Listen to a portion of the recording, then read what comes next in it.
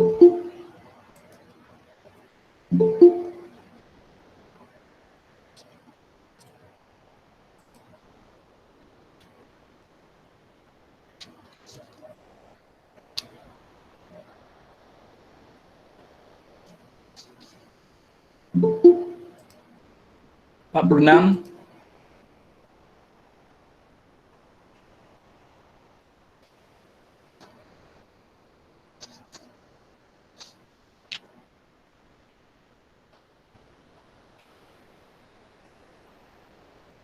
Kita bagi lagi 2 minit 40 kita start lah.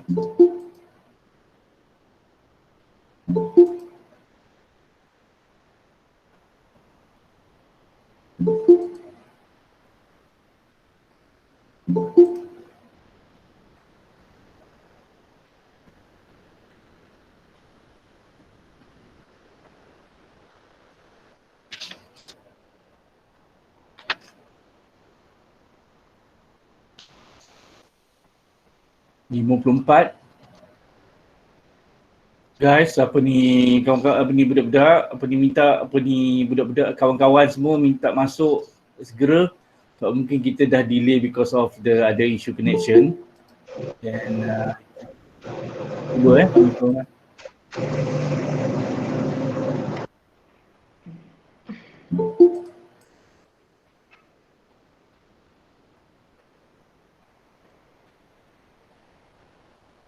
saya akan start 10.40 Kita delay 10 minit, minta maaf.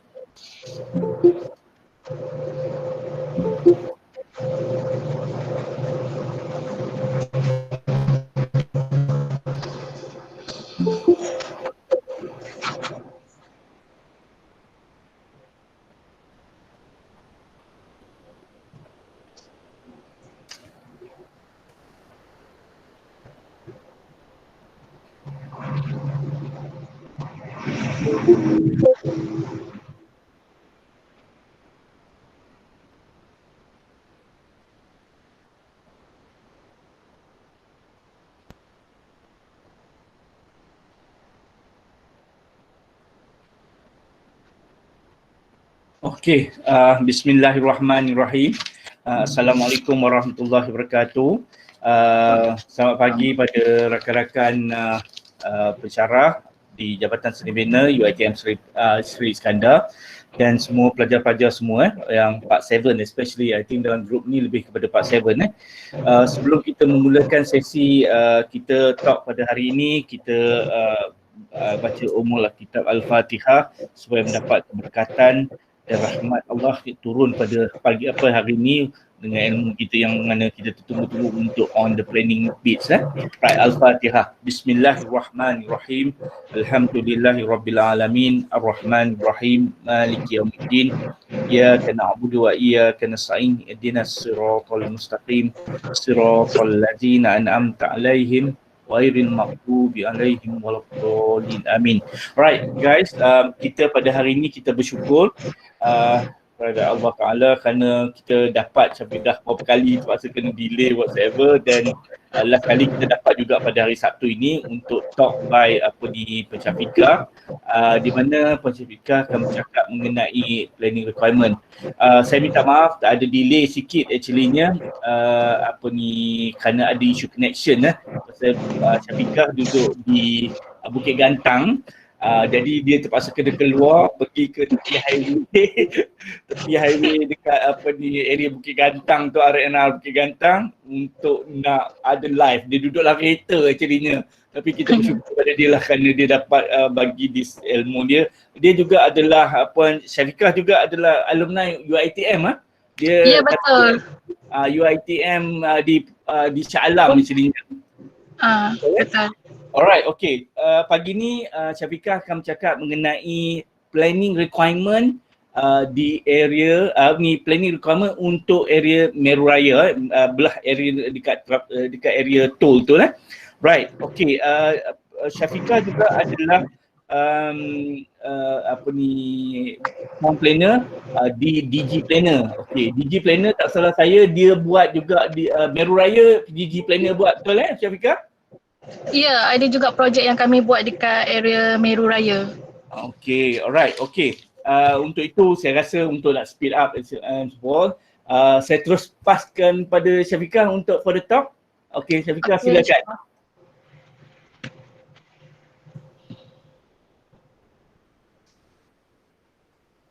Okey, Assalamualaikum warahmatullahi wabarakatuh dan selamat pagi.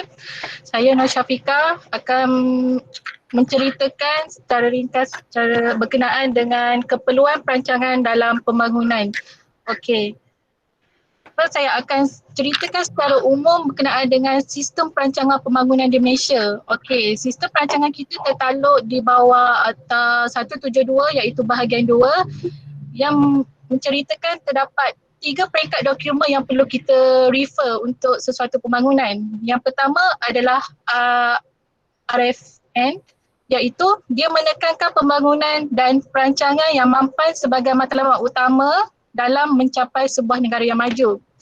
Okey, peringkat yang kedua adalah di peringkat negeri, iaitu dokumennya ialah rancangan struktur negeri, iaitu ia merumuskan setiap matlamat daripada RFN yang tadi dengan mengkhususkan dasar strategi setiap wilayah dan dalam negeri Perak. Okey, yang ketiga adalah rancangan tempatan, iaitu daripada RSN tadi dia merumuskan dan dia merumuskan dalam setiap matlamat RSN dengan mengkhususkan dasar strategi dan cadangan bagi setiap kawasan dalam pentadbiran PBT. Okey, kalau kat sini saya tunjuk adalah rancangan tempatan Ipoh 2020, iaitu dia punya PBT dia adalah Majlis Bandaraya Ipoh. Okey, seterusnya saya terus kepada rancangan tempatan Ipoh. Okey, rancangan tempatan Ipoh 2020 ni dia ada 3 jilid. Okey, saya akan terangkan dia punya kepentingan setiap jilid.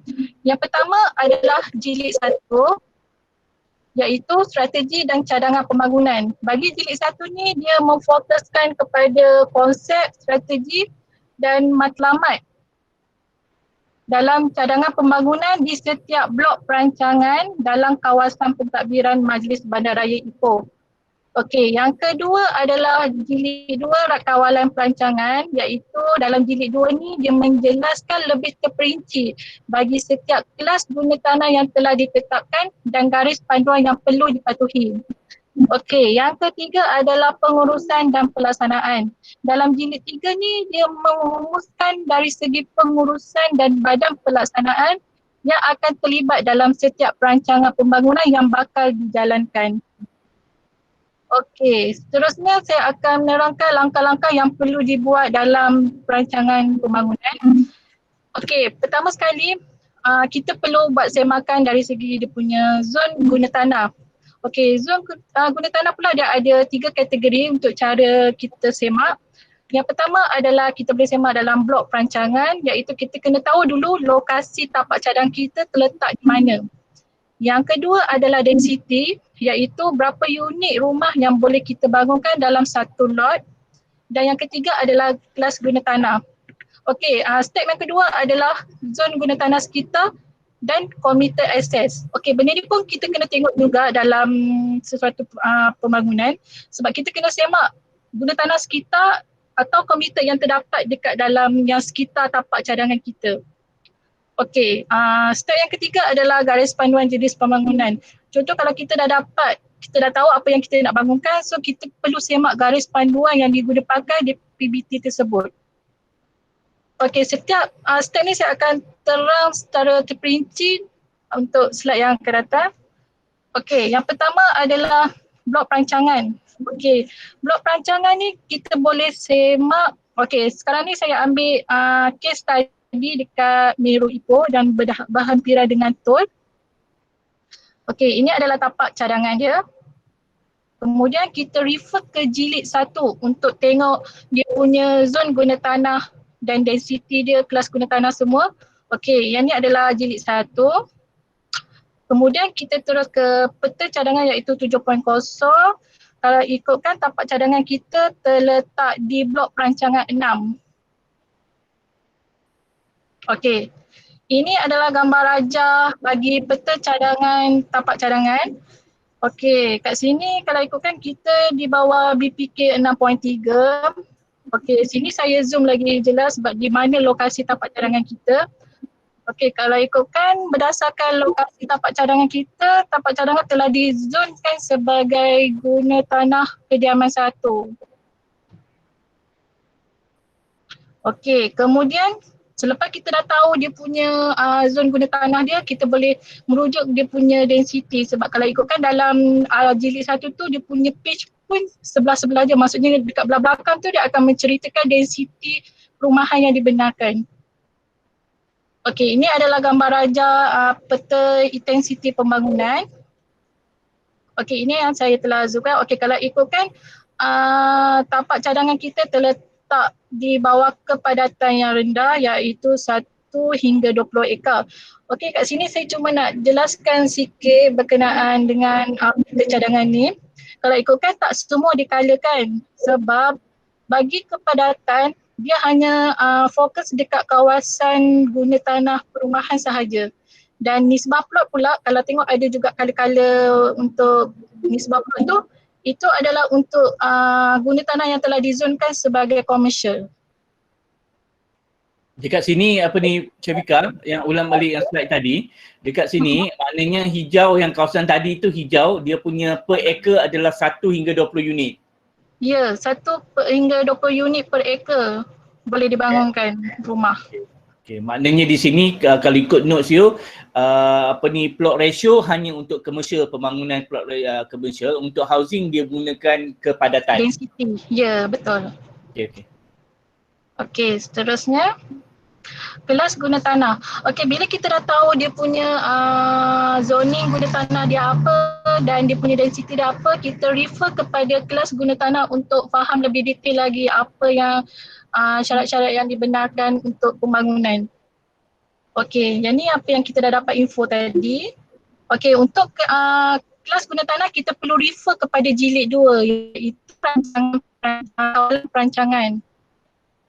Okey, ini adalah kalau kelas kegunaan tanah dia terletak dekat 3.0.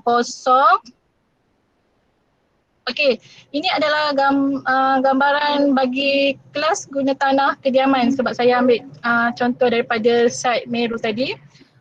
Okey, dekat sini kalau kita tengok ada lebih kurang ada 5 kolom. Okey, kolom pertama dia akan menceritakan untuk zon apa yang telah sebab kalau ikutkan zon guna tanah ni dekat ni kita telah dipecahkan kepada ada a few zone macam contoh sini kediaman, commercial, industri. Okey, yang ni saya ambil kediaman.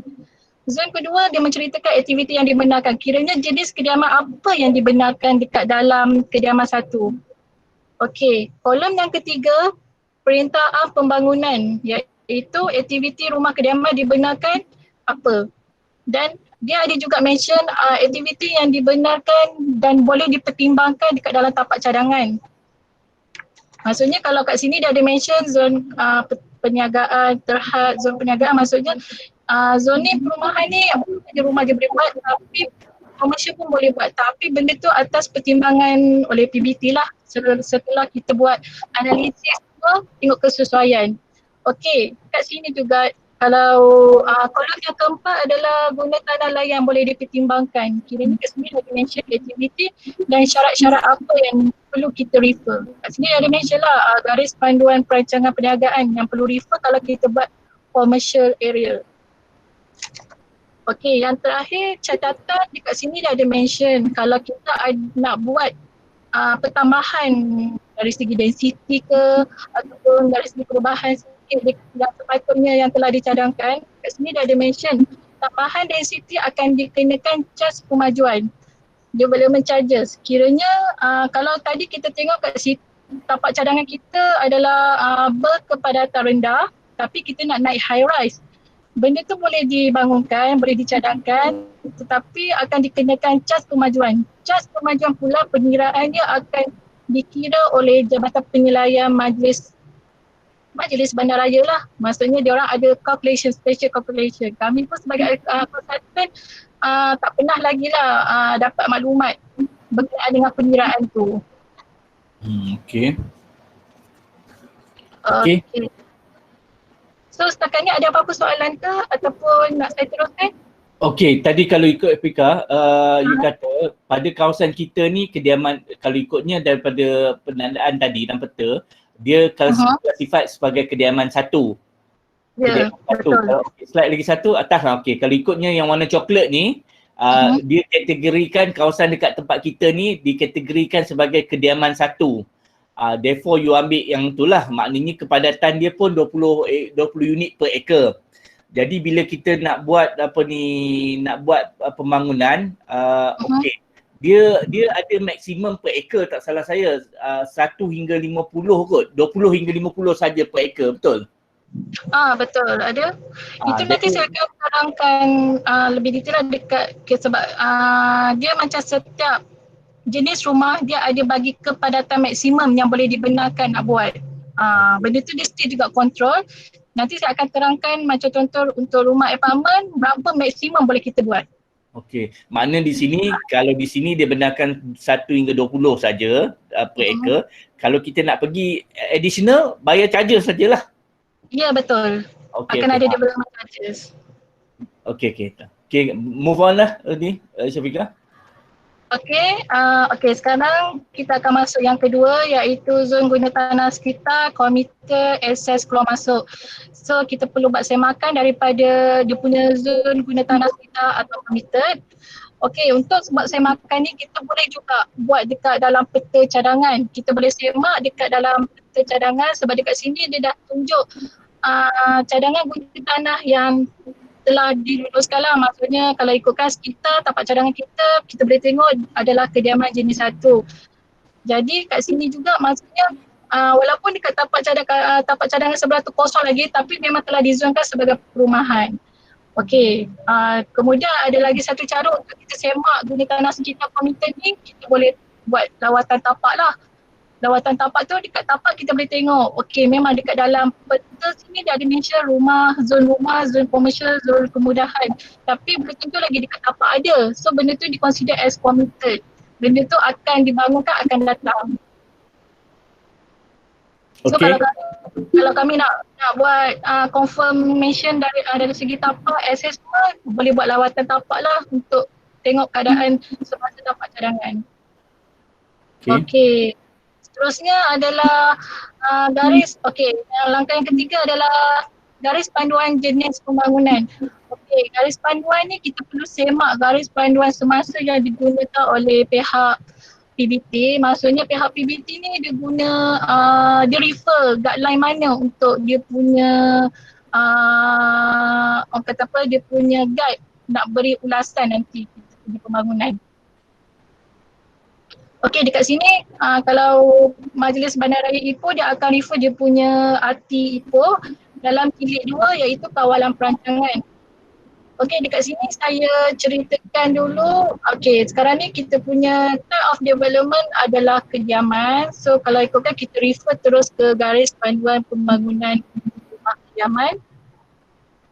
Okey, ini adalah garis panduan pembangunan rumah kediaman. Ini adalah secara general, dia akan menceritakan secara menyeluruh macam jenis rumah yang boleh dibuat dan dia punya guideline semua. Okey, kalau ikutkan dekat sini jenis rumah yang saya difahamkan adalah jenis rumah apartmen. Betul tak Encik Anwar? Betul, apartmen kiranya 800 ke 1000 kaki persegi. Okey, so kalau ikutkan kalau apartmen dekat Majlis Bandaraya Ipoh diorang panggil juga rumah pangsa kos sederhana tinggi. Dekat dalam ni dah ada mention lah jenis kategori mana yang kita akan kiranya, maksudnya guideline mana yang diorang akan tengok nanti. Okey, dekat sini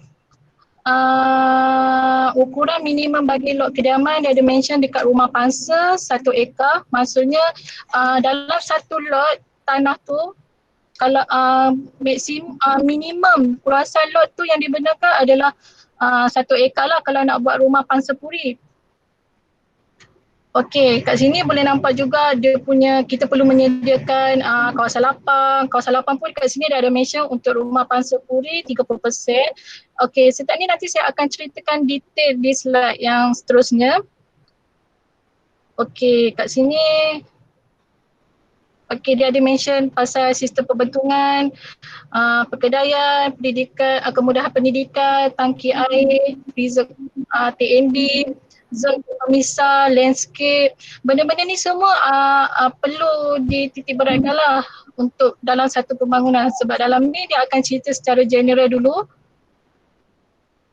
Maknanya yang ni profesional lain yang akan terlibat lah, akan membagi nasihat kepada pembangunan kita.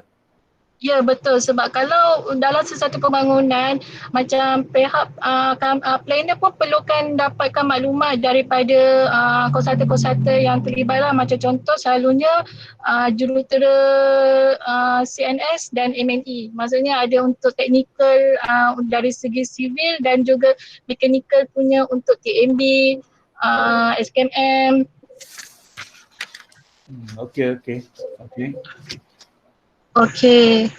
Kat sini ada mention juga keluasan tempoh bina yang dibenarkan. Kalau untuk rumah kos sederhana berapa kaki persegi, daripada 801 hingga ke 1000 kaki persegi. Okey, kat sini ada mention dari segi unjuran, pagar pun perlu diambil kira dan juga tempat letak kenderaan. Okey, semua ni saya akan ceritakan detail di slide seterusnya. Okey, untuk dia punya dia punya guideline yang detail pun dalam jilid 2 juga, iaitu kawalan perancangan dekat sini. So kita boleh terus refer garis panduan pembangunan rumah pangsa, sebab kategori rumah jenis kediaman kita adalah rumah pangsa. Okey, kat sini dia ada mention kata kalau ikutkan rumah pangsa kos sederhana rendah, rumah pangsa kos sederhana tinggi. Sepatutnya ada lagi satu kolom rumah pangsa kos sederhana rendah. Kat sini dia ada bagi tahu harga, keluasan tempoh bina yang dibenarkan dan juga kepadatan maksima. Okey, yang ni yang tadi Encik Nur ada mention, kata kalau ikutkan dekat dalam density tadi dia ada mention kita development kita boleh bina lebih tapi dia ada maksimum dia. Kalau untuk rumah maksimum dia ada 50 unit per ekar. So kita tak boleh buat lebih daripada 50 unit per ekar. Sebab itu adalah kepadatan maksimum yang dibenarkan. Okey, yang seterusnya adalah keperluan tempat letak kenderaan. Okey, yang ni pun penting sebab dia melibatkan penyediaan tempat letak kenderaan. Kalau ikutkan kat sini dia ada mention satu tempat letak kenderaan bagi setiap unit rumah tambah 20% pelawat dan satu tempat letak motosikal bagi setiap unit, bagi setiap 3 unit. Okey, kat sini saya cuma nak jelaskan sikit lah. Kalau ikutkan garis panduan semasa dia dah ada perubahan sikit, tapi dekat dalam artis still lagi diorang tengah sekarang ni kalau ikutkan diorang tengah buat arti baru. So benda ni diorang akan masukkan dalam arti baru. So kalau ikutkan garis panduan semasa untuk apartmen adalah untuk tempat letak kenderaan 1.5 tambah 20% pelawat, dan untuk tempat letak motosikal 20% daripada jumlah tempat letak kenderaan, dan untuk OKU adalah 20% daripada jumlah keseluruhan tempat letak kenderaan. Kalau ikutkan kat sini saya ada bagi contoh lah macam mana pengiraan yang kita perlu buat untuk dapatkan jumlah unit tu. Okay, so maknanya Fita yang ni bermaksud 80 unit kali dengan 1.5 kali 20% untuk kereta lah. In teori kita ada 144 dan macam mana nak kira motosikal pula ada 20% kali dengan 44 lah, 144 jadi 29 unit. Dan untuk OKU ada 22% daripada keseluruhan tempat letak kereta, jadi 2% daripada 144, 3 tempat letak kereta OKU. Okey. Semua okey, betul. Semua okey dengan pengiraan ni ke ada nak tanya dulu? Okey, faham kot pelajar? Student? Faham. Rashidah? Saya Rashidah. Saya nak bertanya kepada Puan. Yang untuk rumah pangsa kos rendah dalam kotak dash tu dia cakap satu tempat letak kereta bagi setiap unit. Tapi dalam kotak yang berwarna tu Puan letak 1.5. Okey, sebab saya Kalau ikutkan yang dalam arti ni adalah garis panduan yang telah dibuat maybe 10 tahun yang lalu. Okey, yang dalam kotak yang kotak berwarna ni saya ada tulis garis panduan semasa pembangunan.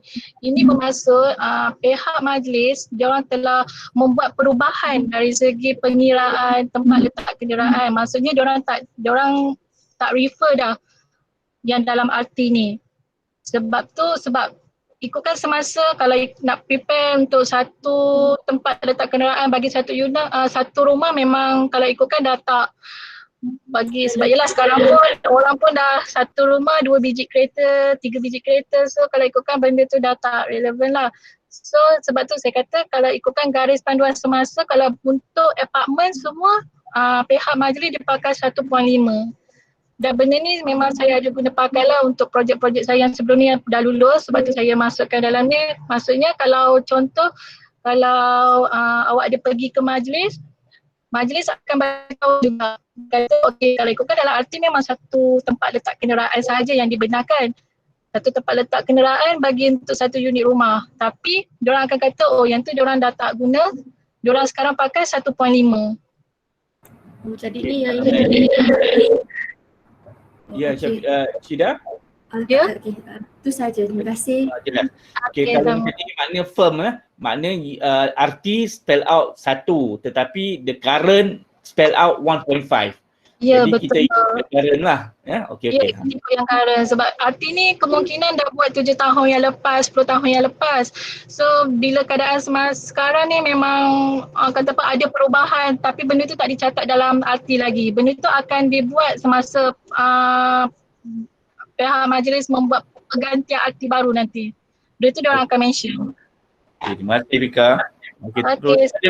Seterusnya, okey kat sini kawasan lapang bersama.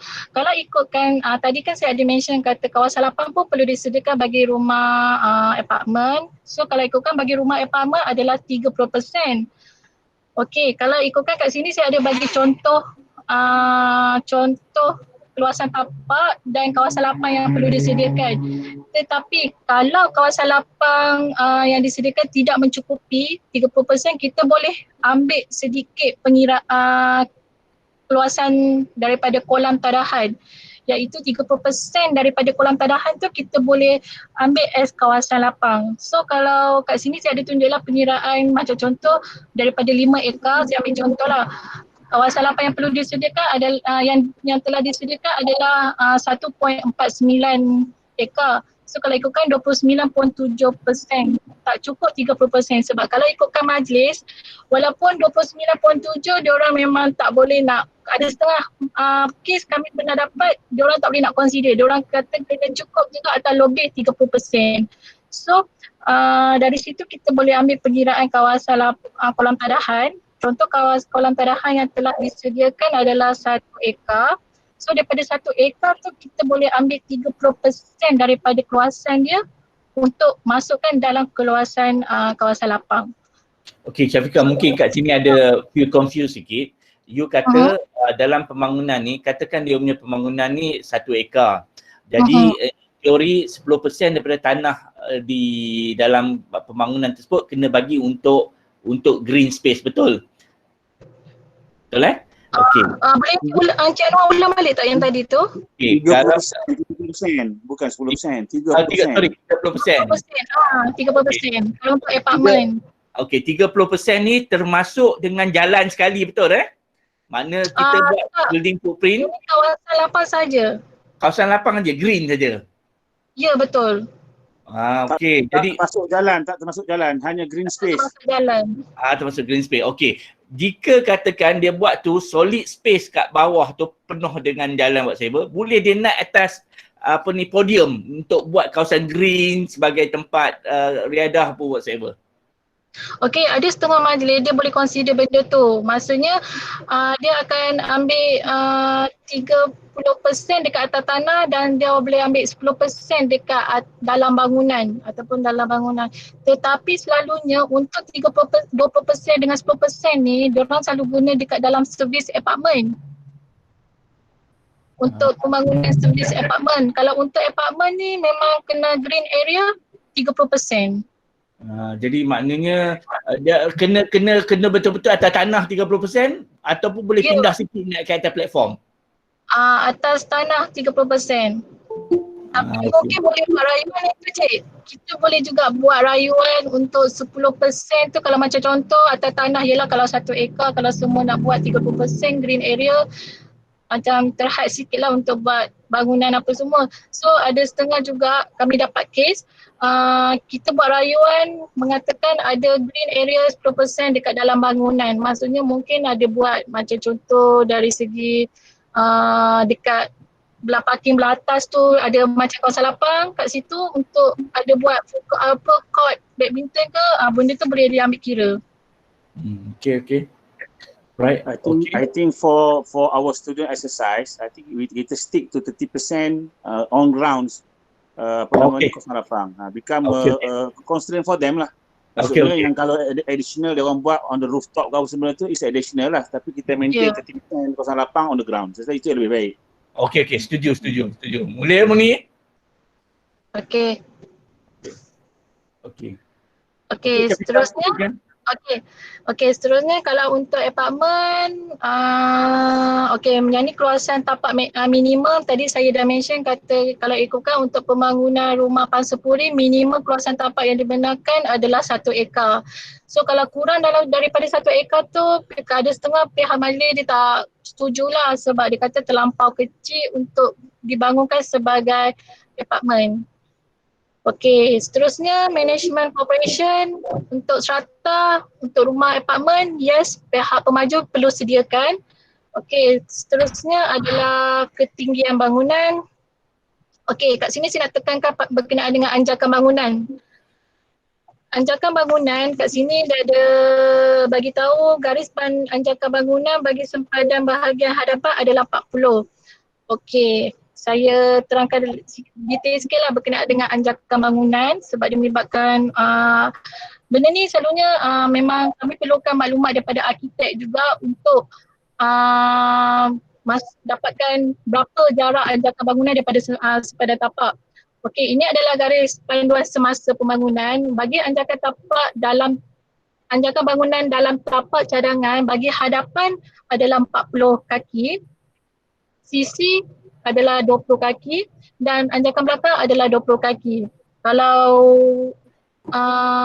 kat sini yang merah ni yang saya buat adalah dia punya sempadan tapak cadangan dan berapa dia punya anjakan yang perlu dibuat daripada sempadan tapak.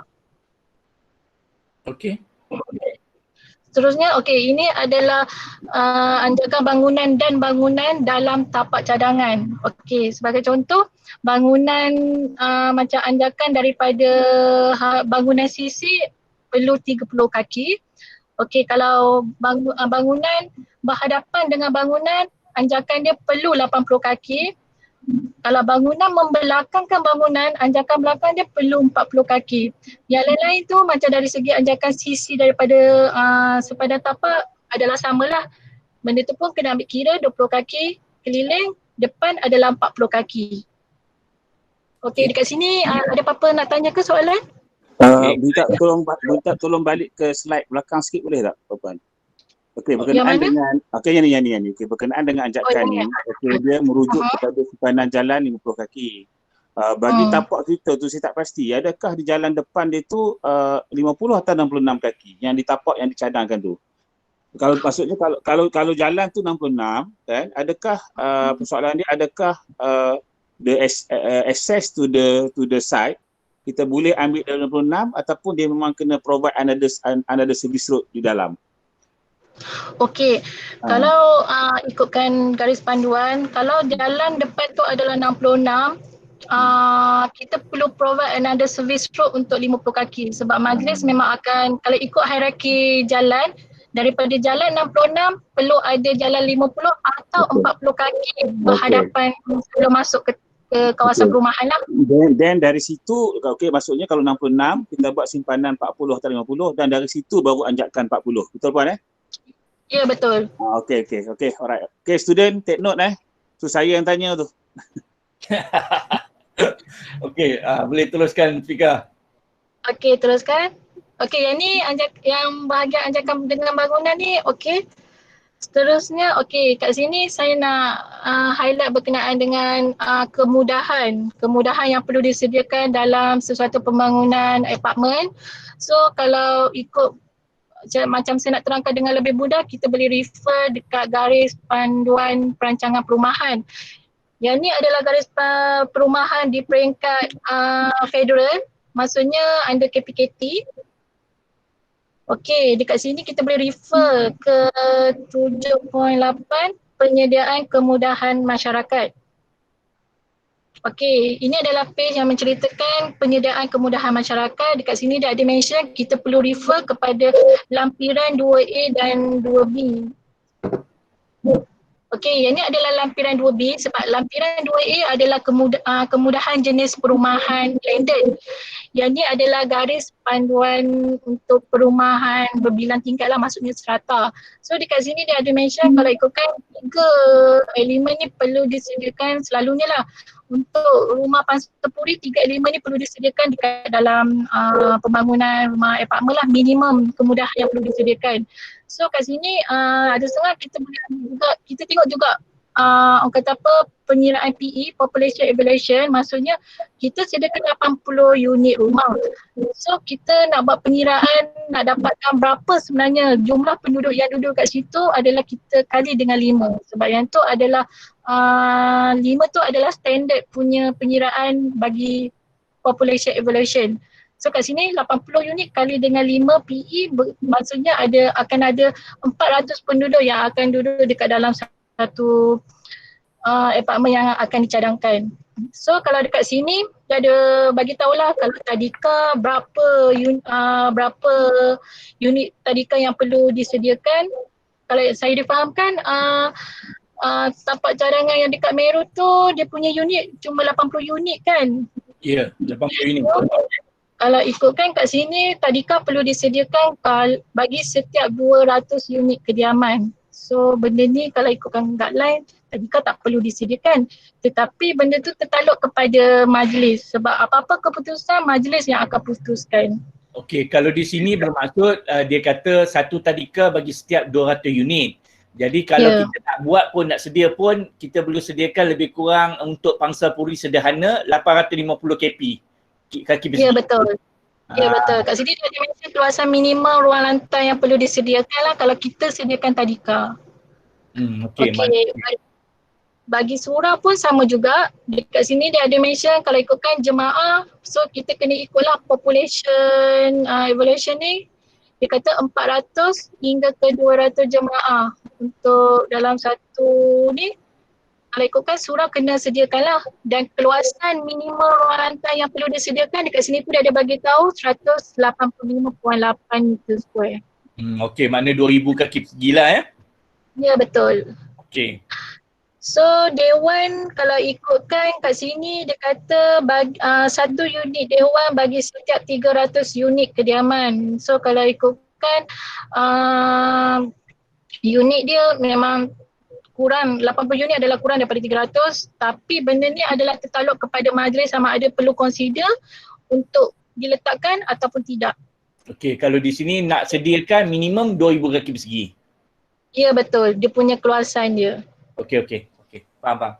Ada soalan guys? Ada soalan? Assalamualaikum Puan. Ya, Saya nak tanya yang untuk surau tu, jika ada masjid yang berdekatan dengan situ macam walking distance, perlu kesediakan? Okey, kalau berdekatan tapak cadangan mempunyai ada masjid, tapi surau perlu juga disediakan sebab okey macam contoh tapak cadangan kita, sebab masjid dia ada pengiraan dia berapa ribu population kena provide masjid dalam satu karya. Tapi kalau untuk surau, kalau ikutkan tapak cadangan yang dekat Meru tu, dia punya unit rumah adalah 80 unit. Dan kali dengan 5, so kalau ikutkan total dia adalah 400 population lah yang akan duduk dekat dalam nanti. So kalau ikutkan memang 400 adalah mengikut piawaian penyediaan memang kena sediakan surau walaupun berhampiran dengan tapak cadangan ada masjid.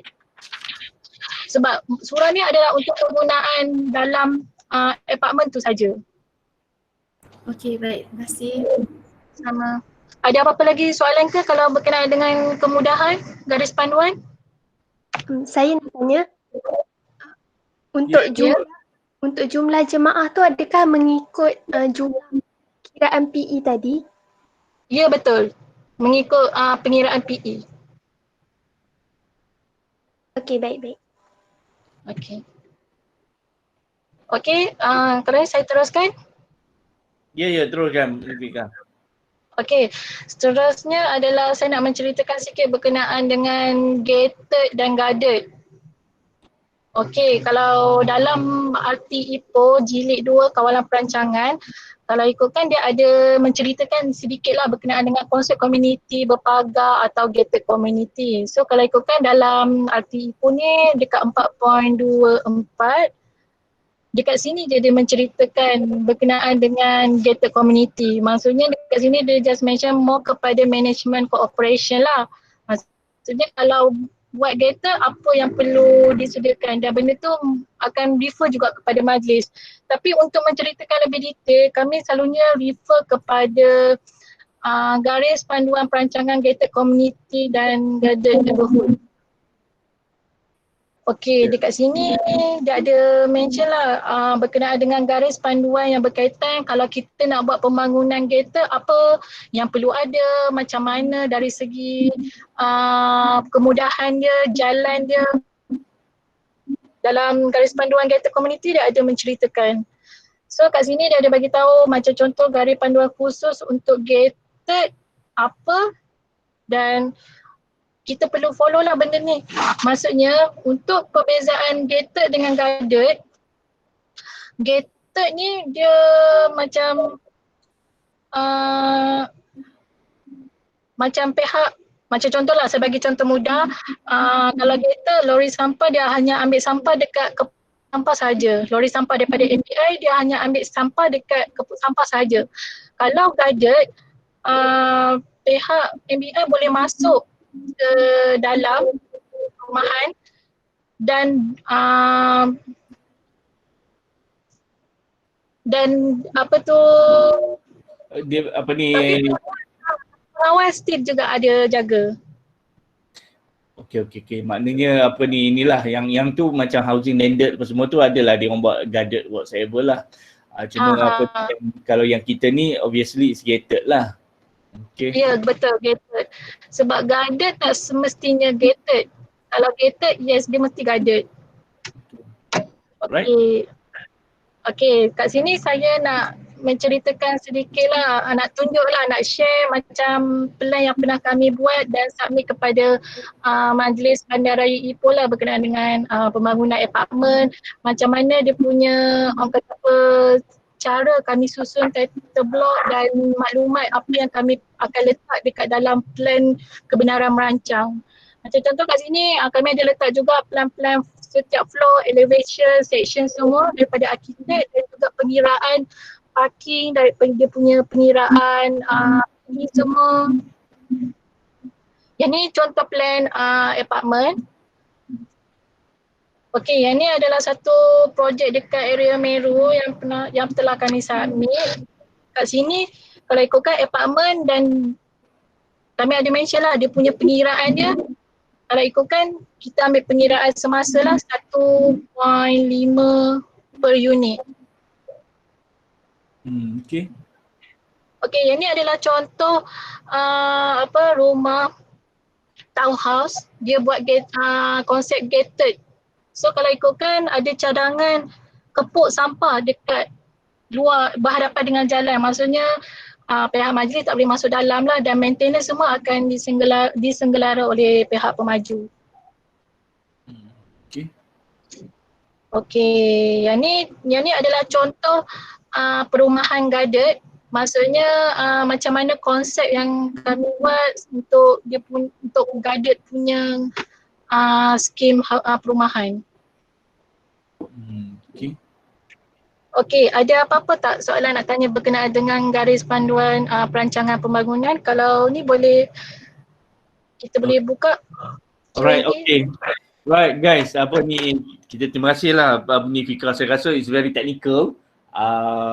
Dia jawab semua benda-benda yang saya rasa untuk student buat kerja lah. Saya anggap apa ni dia seolah macam nak buat masak rendang lah. Dah ada semua apa ni kunyitnya, dah ada apa daun daun lima purut lah apa semua tu whatever. So saya anggap you punya approach ni adalah lebih ke arah tu supaya bila dia nak start design dia dah clear dah setback berapa.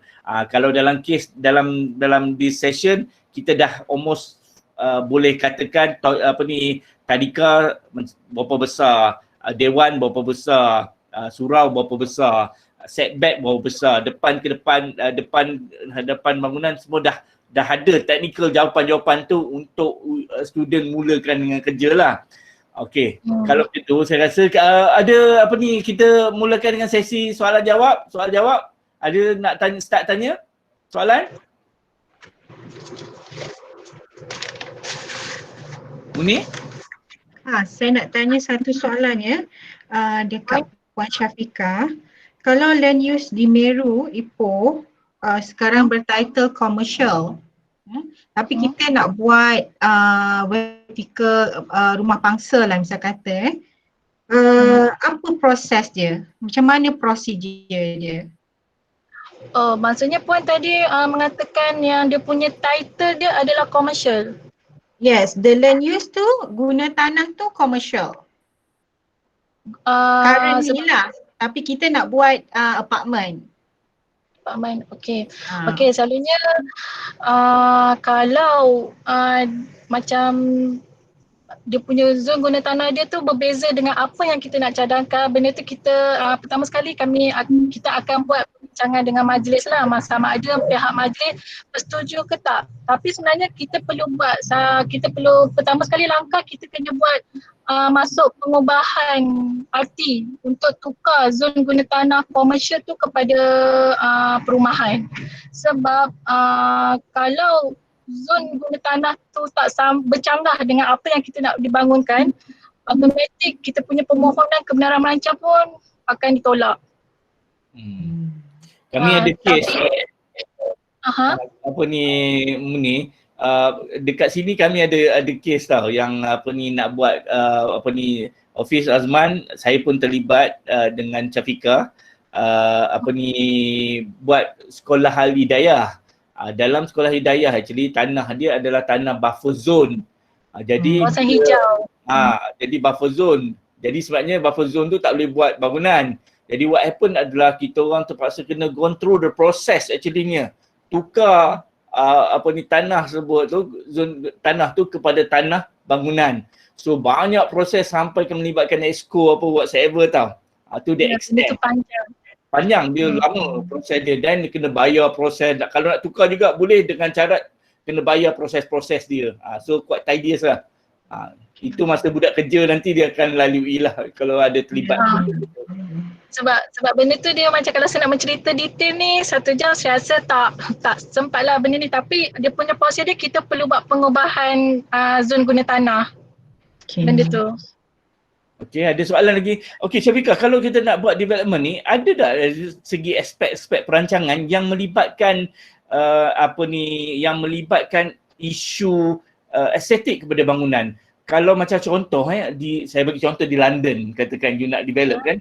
Bila dia nak develop satu bangunan dekat London, especially on CBD dia memerlukan to the extent that kena submit model, dia orang nak tengok bangunan tu bila naik jadi macam mana. Okey, di Ipoh ataupun di Malaysia berlaku tak benda tu?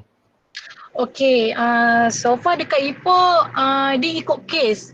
Maksudnya kalau macam contoh tapak cadangan tu melibatkan dekat zon warisan yang perlukan penjagaan dari segi fasad ke dia punya desain bangunan perlu dipelihara, ya benda tu pihak majlis akan request dari macam nak tengok lakaran macam mana bangunan tu bila dibangunkan nanti.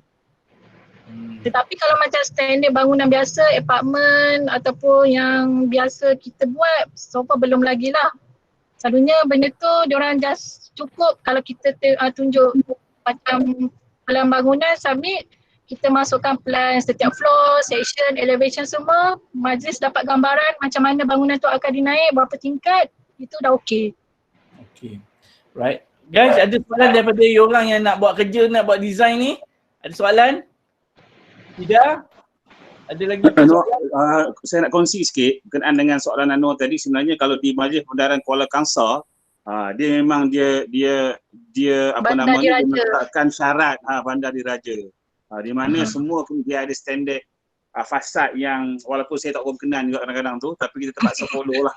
Contohnya termasuk even MACD pun masuk sana, kena komen terus dia diubah dia punya design ke arah bandar diraja. Kalau Kangsar yes, memang kena. Ya, sebab dia tengok kawasan juga. Macam contoh kawasan tu, bandar tu ikonik dia apa. Macam contoh Kuala Kangsar, yes, bandar diraja dan perlu mendapatkan design-design yang dah diorang tetapkan lah. Kalau macam Ipoh selalunya diorang kontrol dekat area Pekan lah, Pekan Lama.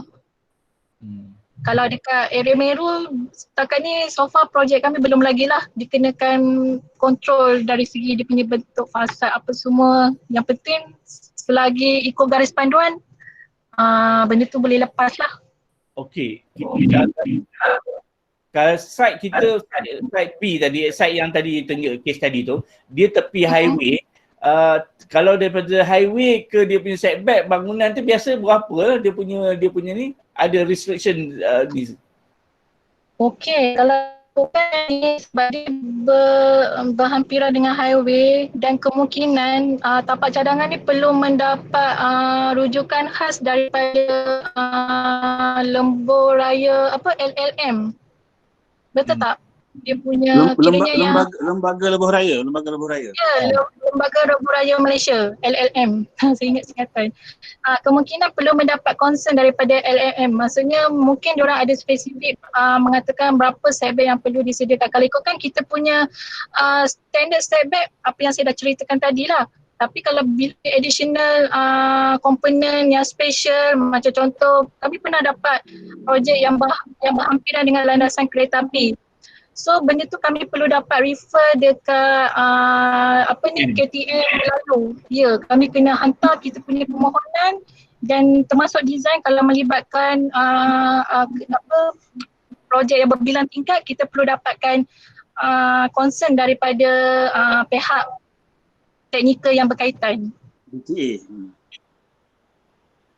Okey, guys, ada lagi soalan ni? Student berapa orang dia tanya ni? Hampa dah buat kerja ni. Assalamualaikum. Waalaikumsalam.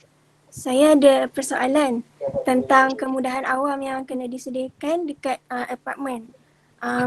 Adakah kita perlu mengambil kira untuk non-Muslim? Contohnya macam kalau surau boleh buat bilik pengurusan mayat untuk Muslim. Tapi kalau non-Muslim, perlukah kita buat satu space untuk pengurusan mayat bagi non-Muslim? Okey, kalau ikutkan garis panduan dia cuma cerita more kepada Muslim. Maksudnya kalau untuk non-Muslim ni, diorang ada special punya garis panduan dan benda tu perlu refer kepada pihak perancang tempatan lah, maksudnya pihak MDI. Sebab selalunya kita akan ambil kira untuk Muslim saja. Tapi kalau untuk non-Muslim ni pun dia selalunya diikut juga. Macam contoh saya pernah ada dapat satu projek dekat Belah Manjur. Macam contoh saya punya pemaju dia nak skip untuk bina kubur masjid sebab dia mengatakan bukan 100% bumi putra ataupun Muslim yang duduk dekat area situ. Kemungkinan macam more kepada Chinese atau Kristen yang akan duduk situ. Tetapi in term of PBT, diorang akan ambil kira untuk garis panduan tu, dia akan refer juga untuk, kiranya dia tengok juga garis panduan tu diikut juga Muslim. Dia akan ambil kira Muslim. Walaupun dia kata, macam pemaju kata, kami akan offer kepada bukan Muslim juga. Tapi benda ni untuk penyediaan rumah ibadat bukan Islam, benda ni dia macam isu sensitif sikit lah. So benda ni kena berbincang semula dengan pihak NGO. Selalunya lah diorang akan panggil juga wakil penduduk dekat area situ dan pihak perancang lah, diorang akan bincang semula untuk bagi penyediaan bukan Muslim. You okey, boleh. Suzana tadi you mungkin nak tanya, kalau katakan bila apartmen kita buat 20 tingkat, 10 tingkat ni 80 unit.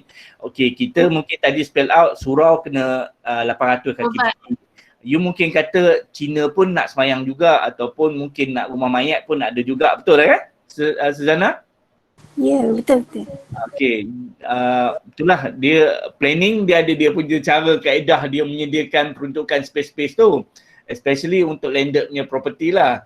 Untuk yang bila high rise ni dia ada satu guideline macam Syafiqah mention tu, dia ada guideline untuk penyediaan rumah ibadah punya respon. Kalau untuk non-Muslim, untuk penyediaan tu mungkin boleh disediakan kalau nak sediakan, tapi selalunya pihak majlis dia akan ambil kira untuk Muslim dulu.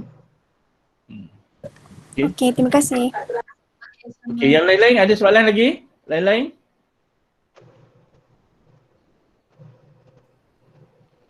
Aiman, kalangan pensyarah? Aiman ke? Jamal? Ada soalan?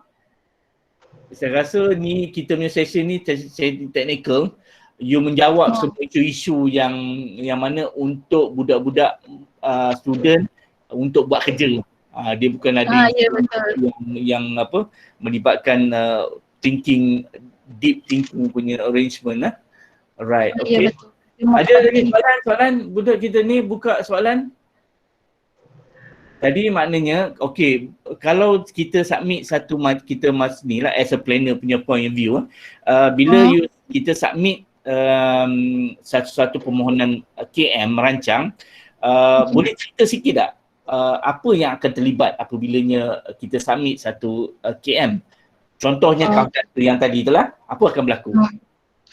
Okey, saya akan cerita secara general sikit lah berkenaan proses apa yang akan berlaku masa kita masuk permohonan kebenaran merancang. Okey, kalau ikutkan bagi pembangunan apartmen, dia akan masuk dalam KM 05.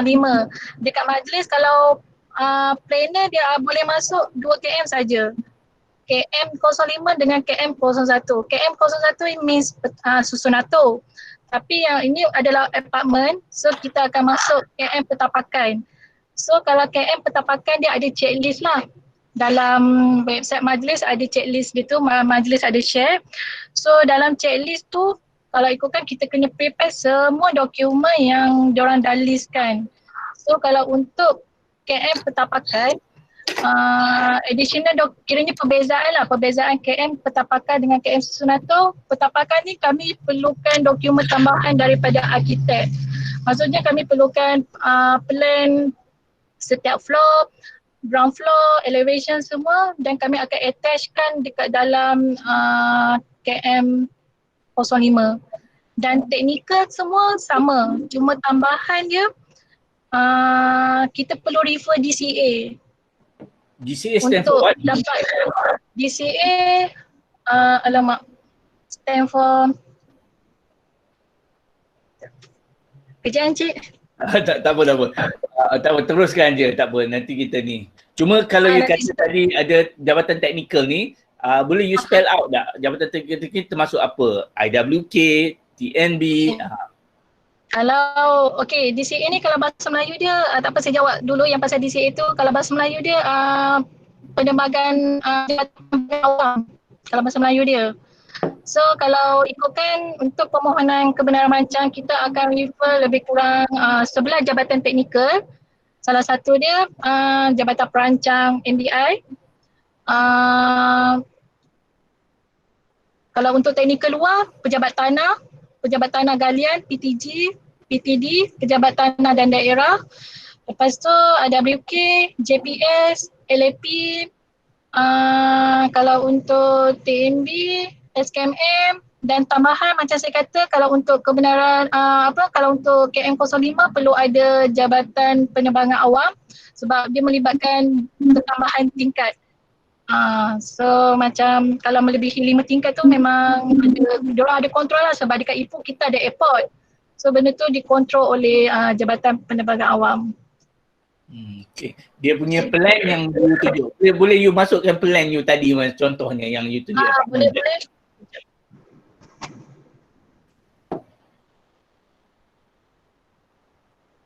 you share balik plan, you tunjuk apa yang akan terlibat jika planner yang terlibat, planner submit.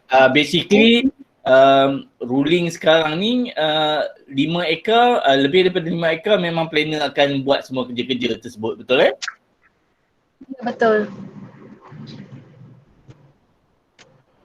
Okey. Okey, ini adalah contoh yang KM05. Kami masuk bagi permohonan plan pertampakan untuk apartment. So ini adalah contoh plan KM. Dan perlu refer ya. Okey, maknanya plan KM ni you buat satu plan saja. Lepas tu dia ada side plan, key plan dia. Lepas tu di side plan dia lah. Then side plan ni you akan tunjuk dia punya setback line apa semua dengan colour scheme apa semua tu, yang menentukan colour scheme dekat sini lah. Yang akan menentukan apa dia punya aktiviti.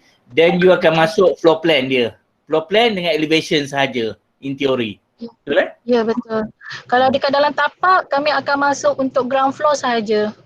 Maksudnya kan kalau ikutkan dalam kami punya plan yang kami colour tu kan ada background tu kami ada masuk macam contoh bangunan, kami akan masukkan bangunan arkitek untuk ground floor sahaja. Lepas tu dekat bawah ni kami akan masuklah semua sekali tunjukkan macam dari segi dia punya elevation, section semua sebab nak tengok dia punya ketinggian, dan arkitek juga perlu sediakan plan yang mengikut title block arkitek semua dan for dia punya skala semua, dan kami akan masukkan sekali lah. Maksudnya kalau kita, plan akan jadi banyak lah, maksudnya plan KM atau plan arkitek masih ada 2-3 plan dan kita akan attachkan sekali masa permohonan. Right, okay, ada soalan tanya. Dah masuk almost dekat sejam dah Syafiqah bercakap kita punya sesi ni. Tadi kita start 10.40, sekarang ni 11.39. Tak sedar dah sampai almost sejam dah kita ni sesi ni.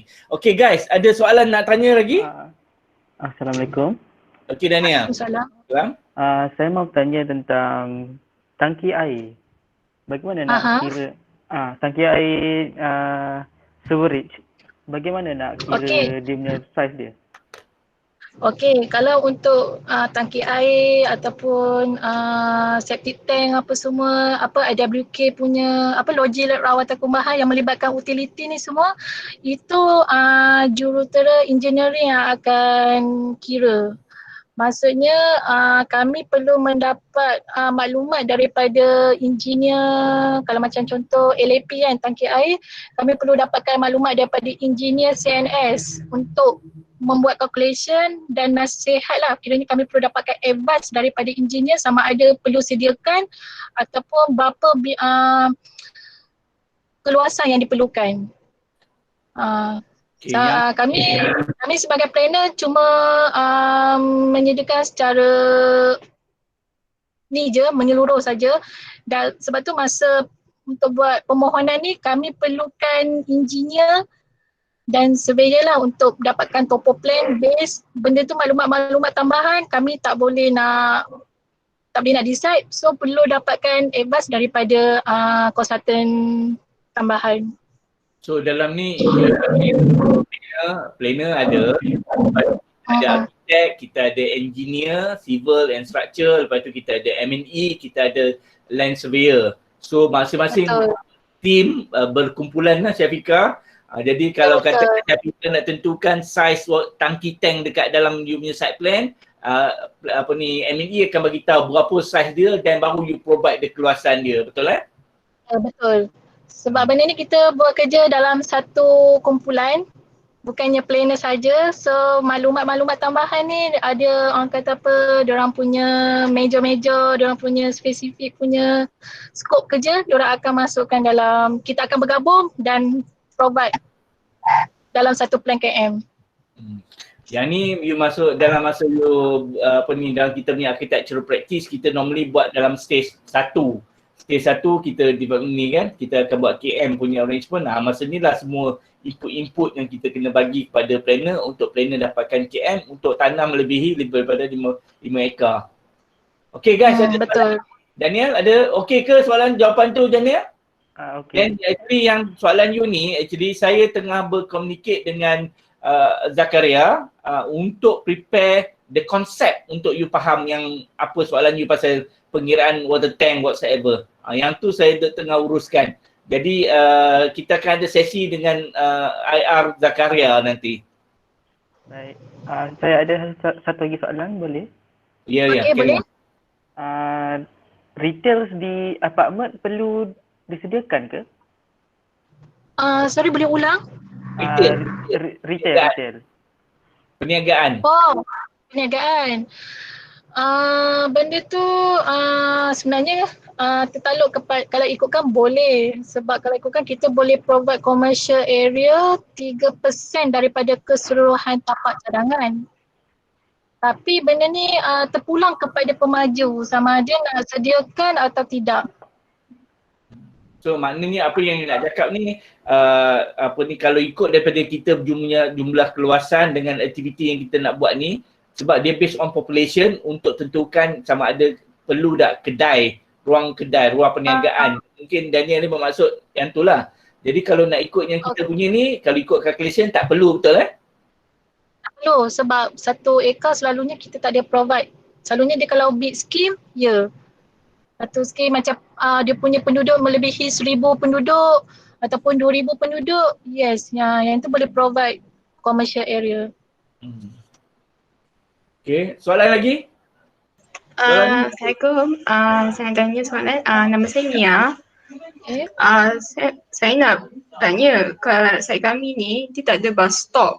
So macam nak travel untuk tenant semua pun susah lah. So kiranya dia letak bus stop tak untuk apartment kita orang? Okay, sekarang ni baru-baru ni lah. Sekarang ni kita punya permohonan kebenaran merancang, sekarang ni diorang ada terapkan bandar selamat. Maksudnya bandar selamat ni kita kena prepare, adalah dia punya term bandar selamat ni, a few orang kata apa, komponen-komponen yang perlu di-provide dalam sekitar tapak cadangan dan dalam tapak cadangan. Okey, kalau ikutkan bus stop ni boleh di-provide. Tapi benda ni tertakluk kepada majlis lah, sebab takut diorang provide, kita macam pihak majlis kena tahu juga laluan bas macam mana. So benda tu selalunya kalau ikutkan planning, kami tak adalah provide dari segi kemudahan perabot ni, sebab selalunya pihak majlis yang akan tentukan dekat mana nak buat lokasi tu. So kalau ikutkan kesesuaian tapak tu, dia tengok juga lokasi laluan bas tu. Kalau benda tu, permohonan tu selalunya lah yang saya ni akan dibuat semasa permohonan jalan dan peparitan, tak silap saya benda tu, R&D. Permohonan jalan dan peparitan, dekat situ akan didetailkan lagi dari segi komponen-komponen dekat perabot jalan ke ataupun yang diperlukan dalam komponen bandar selamat. Maksudnya macam contoh bus stop, mirror untuk tengok jalan apa semua dari segi keselamatan apa semua, benda tu akan didetailkan lagi semasa permohonan seterusnya lah. Maksudnya lepas KM dah lulus, permohonan seterusnya salah satu dia adalah permohonan jalan dan peparitan. Dalam situ majlis akan tentukan sama ada perlu ke tidak untuk penyediaan tempat letak bus stop, penyediaan bus stop tu. Fika, boleh masuk balik slide gambar slide tu, yang gambar site tu. Kita nak cakap pasal akses awal lagi. Akses jalan tu. Kalau ikutnya dia dah committed warna kuning kan. Then cuma kita pergi gambar slide, gambar satellite. Oh, gambar satellite. Okey, kalau tadi gambar satellite Okey. Guys, ni peluang you nak tanya Syafiqah ni, terus tanya soalan. Okey, slide ni. Okey, kalau nak ikutnya Syafiqah, dia dah ada jalan, walaupun jalan tanah, tapi sebenarnya dia punya profile tu dah ada actually on site, betul Dia macam Ya loop. betul, dia committed. Loop. Jadi depan kita ni maknanya in future kalau akan develop depan kita, dia akan start buat jalan tu lah. Kalau ikut yang tadi Azman ada mention about 66 kaki punya jalan, maknanya baru kena buat service road 40 kaki atau 50 kaki punya service road, baru kita punya site kat dalam tu, betul Ya betul. So Okay. kalau ikutkan bus stop tu, lokasi bus stop tu kemungkinan dekat jalan 66 lah. So benda tu berada di luar tapak cadangan kita. So penyediaan tu sebenarnya akan ditentukan oleh pihak majlis. Sebab kalau ikutkan jalan 66 tu telah diserahkan kepada majlis ataupun JKR. Ada Nia jawab, ada jawapan dia okey ke Nia? Okey je, okey. Okey, terima kasih. Okay, ada lagi soalan nak tanya, guys? Okay, Pak access clear Maknanya kita boleh ni, lepas tu you kena tap masuk on, yang ni kena check betul, jalan depan tu berapa kaki. Then itu baru kita determine sama ada dia kena buat service road kat, selepas daripada jalan tadi tu. Okay, ada soalan lagi guys? Yang ni apa ni, Syida, kau tak ada soalan ke Syida? Ada satu. Okay. Yang untuk apartmen kita ni kan untuk affordable housing. Maksudnya diwajibkan ke untuk ada affordable housing? Tak dengar. Tak dengar, boleh ulang? Kita punya projek kali ni kan affordable housing. Maksudnya kita diwajibkan ke untuk ada gated housing tu, gated area? Gated punya ni. Okey, macam ni, kalau untuk strata macam selalunya, strata memang automatik dia akan gated lah. Maksudnya strata dia akan dari segi perancangan, kalau strata automatik dia akan jadi gated. Sebab punya garis panduan, kata apa, komponen-komponen untuk membina sebuah rumah pansapuri ataupun rumah yang berbilang tingkat perlu menyediakan ada pondok pengawal. So kalau ikutkan pondok pengawal, automatik dia gated. Okey, di sini kalau sini Syafika bermaksud di sini nanti development ni dia akan gated. Jadi kalau lori sampah memang keperluan lori sampah masuk setakat ke kepuk sampah saja. Ya betul. Then dia orang keluar. Jadi sampah-sampah yang daripada apartmen tu sama ada dia nak buat apa setiap floor ada orang datang kutip ataupun dia orang kena buat turun buang sendiri dekat kepuk sampah. Itu management akan itu benda-benda macam tu lah maknanya. Jadi kalau ikutnya dalam gated ni bil elektrik, bil apa semua-semua tu diuruskan oleh management corporation. Kalau kita dalam landed macam rumah-rumah housing biasa, kita hanya kawal kita punya sahaja, lot kita. Luar daripada rumah tu dah potong rumput pun majlis potong rumput, lampu pun yang kita hanya bayar cukai pintu, cukai tanah. Macam tu lah. Ada kekeliruan tak kat situ guys? Sebab kalau saya terangkan macam gated dengan guided ni, dia macam ni, kalau pansapuri apartment, dia akan dapat hak milik strata. So kalau hak milik strata ni selalunya dia ada management yang akan automatik. Kalau hak milik strata ni ada management yang akan jaga, yang akan kontrol dalaman apa semua, maintenance apa semua, yang tu akan diselenggara sendiri oleh pihak pemaju.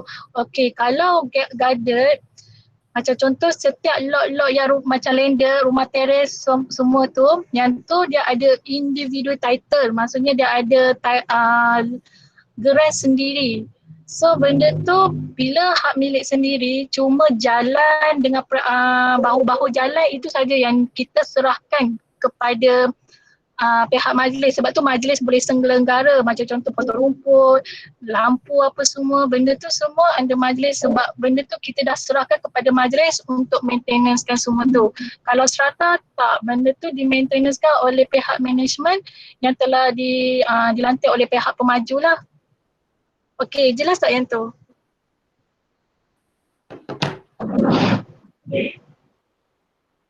Ada siapa nak masuk? Okay. Right. Assalamualaikum. Waalaikumsalam, ya. Tanya tentang garis panduan pembinaan jalan. Adakah servis road perlu disekalikan atau diasingkan untuk affordable housing? Okey. Untuk servis road ni sebenarnya servis road ni perlu diserahkan kepada pihak majlis ataupun JKR. Maksudnya dia ikut keperluan. Kalau tapak cadangan dah ada, sedia ada servis road, so kalau ikutkan tak perlulah kita nak sediakan servis road untuk serahkan jalan tu kepada pihak majlis ataupun pihak JKR. Tetapi kalau tapak cadangan kita tak ada servis road, ya kita perlu sediakan servis road. Benda tu boleh buat semakan di peringkat majlis ataupun peringkat JKR. Okay. Ada soalan lagi? Tadi untuk affordable housing, untuk dia sekalikan servis road dengan jalan biasa atau asingkan tu terserah kepada majlis lah. Oh, kalau yang tu servis road dan jalan dalaman adalah berbeza. Maksudnya jalan dalaman, yes, jalan dalaman untuk circulation dalaman untuk apartment, tapi servis road lain, masuk dalam jalan dalaman. Okay, dia isu Zalipah ni kemungkinan you punya problem adalah site kita dia betul-betul kalau ikut boundary-nya betul-betul jalan depan jalan 50 ataupun 66. Jadi isunya adalah service road tu jika untuk nak buat affordable housing, dia soalannya mungkin serahan tanah tu still kena bagi juga. Kalau ikut yang faham saya, still kena bagi juga. Then you kena, maknanya masuk part of your punya boundary, betul, dalam tanah you. Ya betul, dia untuk penyediaan servis road ni bukan untuk affordable housing, dia semua jenis perumahan kena sediakan. Okey, ada yang nak ni tanya lagi soalan?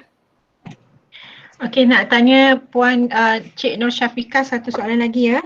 Okay. Kalau let's say kita propose parking with green turf, with the reinforced turf, parking yang based on our calculation tadi ada 144 parking kan. So parking tu kalau kita propose with reinforcement turf, maksudnya dia jadi kawasan hijau lah. Ya. So let's say kawasan hijau sebelum kira parking tak cukup 30%. Okay, so adakah parking with green turf ni dia akan termasuk sekali, akan consider sekali sebagai kawasan hijau? Okay, so far saya buat macam contoh dekat dalam negeri Perak yang pernah kami buat, untuk penyeraan kawasan hijau, parking adalah berbeza. Maksudnya walaupun macam tu, penyeraan parking adalah berbeza dan tak boleh masuk dalam kawasan hijau sebab dalam guideline kawasan hijau kita boleh top up dekat kawasan kolam tadahan sahaja.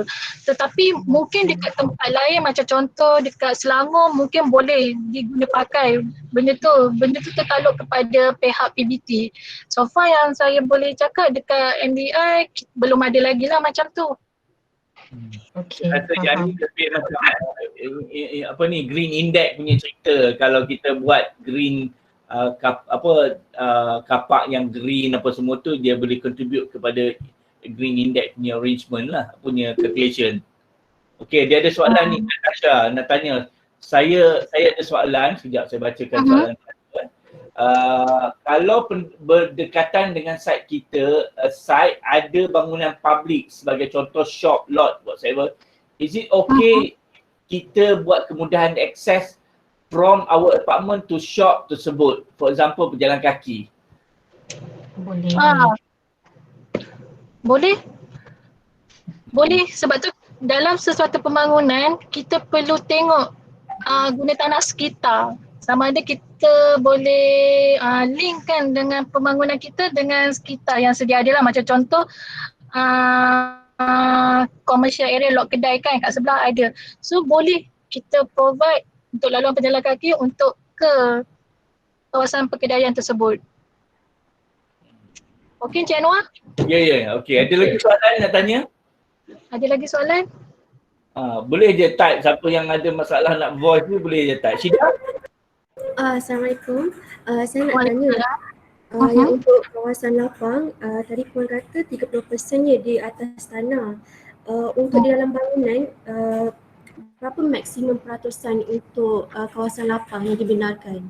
Ataupun tak ada atas? Kalau ikutkan maksimum kawasan lapang yang boleh kita ambil dekat dalam bangunan adalah 10%. 10% dekat dalam bangunan kita boleh ambil kira sebagai kawasan lapang. Itu pun maklumat tu pun kami perlu dapatkan daripada kita sebab nak kena kira berapa green yang ada yang di-provide dekat bangunan tu. So kalau 30%, kalau green dekat dalam bangunan dah provide 10%, so lagi 20% dia kena dekat atas tanah. Oh, jadinya overall tu Yang ni exclude maknanya exclude jalan is green. Jadi 20%. Ya betul, ni green. 20% boleh dekat ground, lagi 10% boleh dekat atas floor podium kan. Ya betul. Okay. Right, soalan seterusnya Syahida soalan, adakah kami boleh consider any type of parking seperti above ground parking selain daripada surface parking? Boleh. Boleh juga boleh buat parking basement benda, tapi macam saya kata semua ni macam tertaluk kepada sebab kalau nak buat bawah tanah tu kita kena refer balik kepada engineer lah. Nak dia punya kerja tanah dia macam mana, pengiraan kerja tanah, nak korek berapa dalam tu, benda tu boleh juga. Nak buat top pun boleh. Maknanya di sini mungkin you punya soalan Hainan ni, okey, kita dah ada site 3, katakan 2 ekar, 2 ekar setengah. Bila kita nak buat tempat parking, end up that surface parking tak muat nak letak dengan green dengan space parking. Jadi end up that nak buat podium. Okey, actually boleh pushkan pergi podium. Maknanya you punya parking duduk dekat podium. Boleh. Syida, betul ke you punya soalan? Rushaida bukan Rashida. Syahida. Betul. Terima kasih dah menjawab. Okey. Ada lagi soalan? Ni dah pukul 12 ya? Alright. Okey, kalau macam tak ada, saya rasa ni Syafiqah, kita end dekat session kita kat sini dah pukul 12 dah. Maknanya kita dah almost sejam setengah punya arrangement . Okey, apa pun saya daripada lecture you pada hari ni, jelaslah dia dah jawab benda-benda isu teknikal bagi pelajar untuk pelajar buat kerja. Makna dari segi setback, dari segi ketinggian, kawasan green, berapa perlunya surau, tadika, dewan, keluasan muasa, rasa semua teknikal terasa dah jawab. Harapnya student dapat digest maklumat-maklumat yang Syafiqah bagi pada hari ini.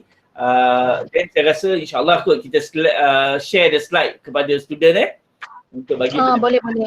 Dan daripada situ boleh pick up lagi. Dan saya juga akan masukkan sesi kita pada hari ini ke dalam YouTube.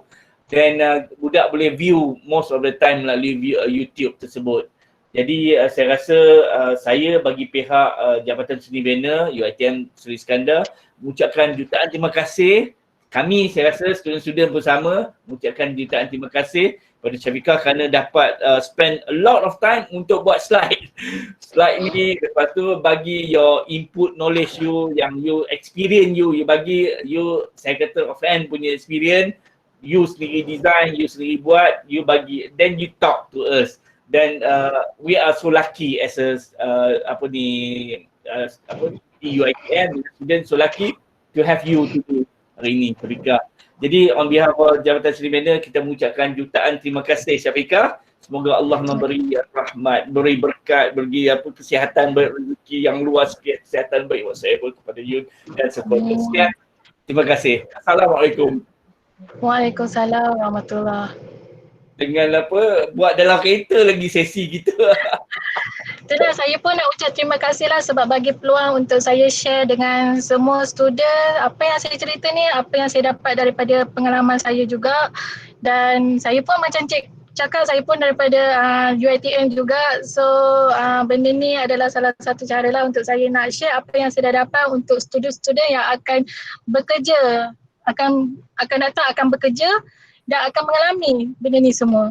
Sebab kita akan bekerja macam mana saya kata, sebab apa yang kita belajar dekat dalam kelas tak semua akan macam apa yang kita belajar kat kelas, tak semua boleh kita bayangkan bila dah bekerja. So daripada pengalaman jugalah kita dapatkan. So apa yang saya tahu, apa yang saya ada pengalaman, saya share. So harap boleh bergunalah. Kalau ada apa-apa soalan ke, boleh je nak email, nak personal email ke, InsyaAllah saya boleh jawab.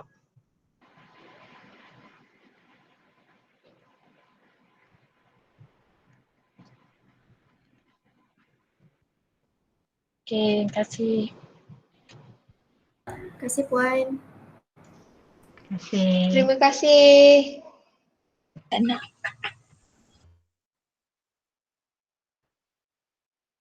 Ana tak buka mic.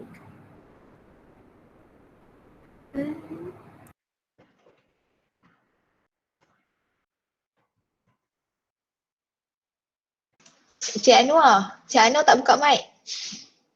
Cik Anwar. Okay, nanti insyaAllah this actually Syafiqah dia punya talk ni hari ni, dia first time tau. Saya invite dia whatever, tapi Alhamdulillah dia dapat buat all the presentation, dan first time juga dia punya ni arrangement ni lah. Ya. Okay, apa pun kita ucapkan terima kasih pada dia, dan saya akan cuba jadi orang tengah untuk sesi nanti kalau you ada soalan-soalan nak tanya, tapi elok you rancang dulu soalan-soalan ni supaya kita dapat efektifkan di segi how masa kita nak tanya soalan dan jawapan dia. Okay guys, terima kasih guys. Harap you dengan maklumat yang ada ni, you boleh dah buat your punya dokumen Isnin, kena jelas dah apa benda direktif yang you nak buat. Okay, Muni, perhaps you ada nak masuk something untuk preparation ambil the session ni? So far tak ada, tapi